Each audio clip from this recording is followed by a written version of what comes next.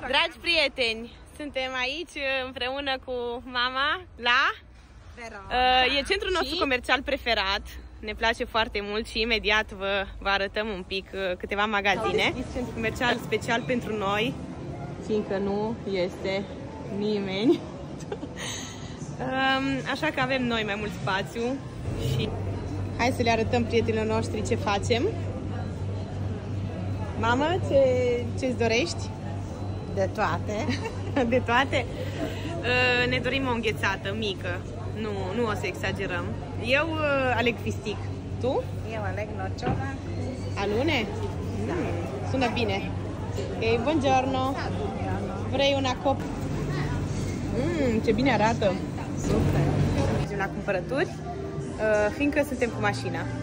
Deci avem loc.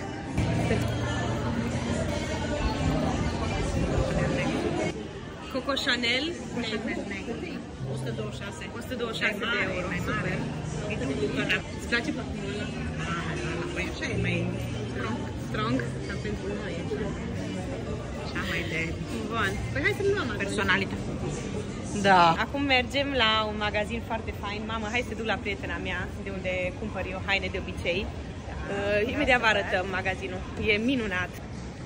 Vai, reduceri! Hai să vedem ce găsim aici, la Fashion House.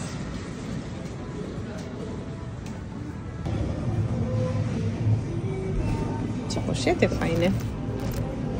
Foarte frumoase. Hai să vedem.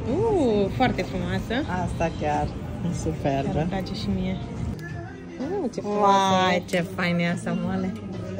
Da, asta da. Și prețuri foarte bune. Vai. 19 euro. Super. Da.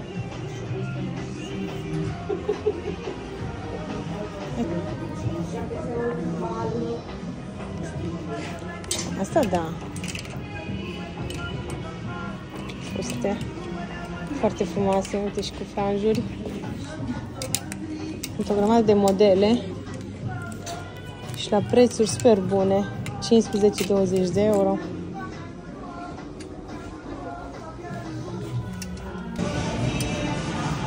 Hai să mergem! Unde vrei să mergem acum? La Globo. Și după la Boscaini. Suntem la Gioielli di Valenza și am observat că sunt reduceri 50% din prețul afișat.